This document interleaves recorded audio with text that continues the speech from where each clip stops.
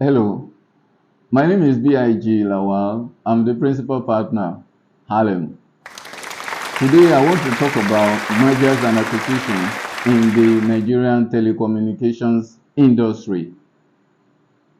This video is particularly aimed at enriching viewers' understanding of mergers and acquisitions in the Nigerian telecommunications sector, with emphasis being placed on the meaning, types of mergers and acquisitions, the difference between the two terms, as well as the regulatory framework governing them.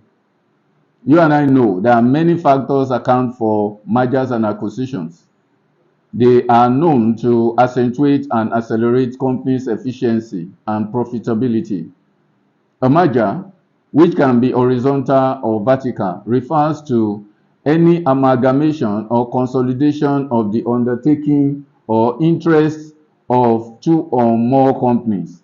While in an acquisition arrangement, one company acquires or takes over another company as the new owner of that other company, which can even be through a takeover, whereby a company acquires sufficient shares in that other company to give the acquiring company dominant control over that other company. Speaking of a horizontal merger mentioned earlier, this involves the amalgamation, coming together of competing companies coming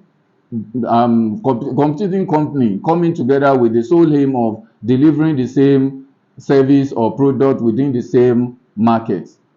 This means that these companies no longer have to fight or compete against each other for the same customers. In a vertical merger arrangement, there is the amalgamation of companies that operate at different but complementary levels in the chain, service delivery, or production. A vertical merger arrangement combines the companies to enable them leverage each other's specialty, resulting in a streamlined supply chain. It must be pointed out at this juncture that mergers and acquisitions in the telecom sector in Nigeria are governed and regulated by the Nigerian Communications Commission, NCC's Competition Practices Regulations 2007. I will henceforth refer to it as CPR 2007. Very soon, we are going to have the Competition Practices Regulations 2023, which is currently in draft with some minor changes here and there, and has not yet replaced the 2007 regulations.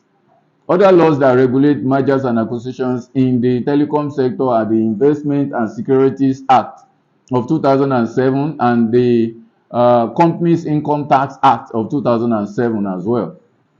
However, in this video, emphasis is going to be on the CPR 2007, being the regulation established by the NCC by virtue of the power conferred on it under sections 90 and then section 70 of the Nigerian Communications Act, NCA 2003. Under regulations 26 of the CPR 2007, the NCC has the power, the discretionary powers to review all mergers and acquisitions and takeovers in the telecom sector in Nigeria.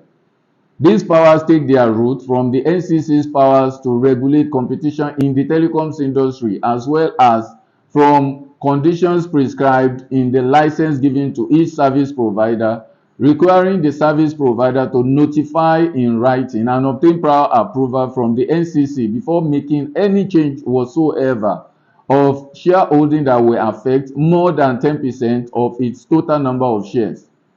The NCC's Unified Access Service License and the International Data Access Gateway License contain examples of such conditions.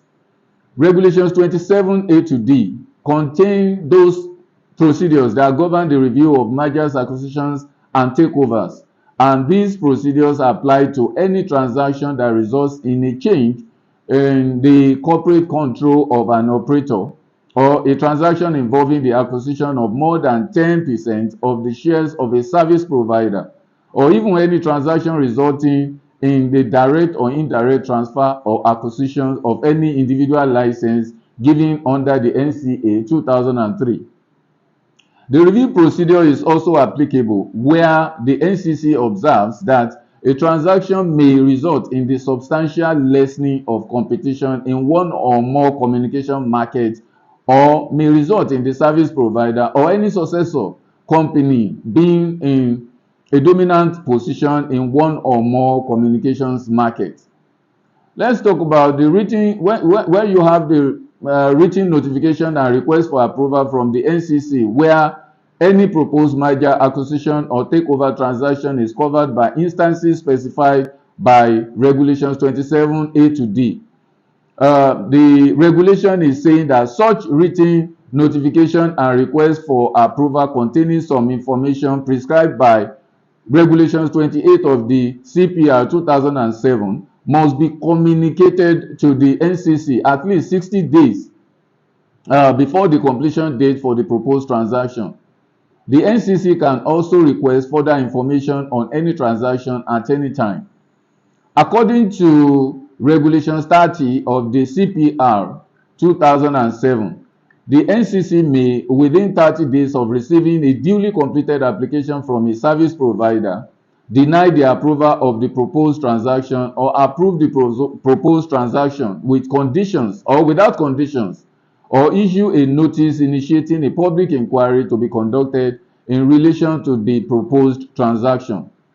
After the conclusion of the public inquiry, the NCC may then either approve the transaction with or without conditions, or deny the approval of the transaction.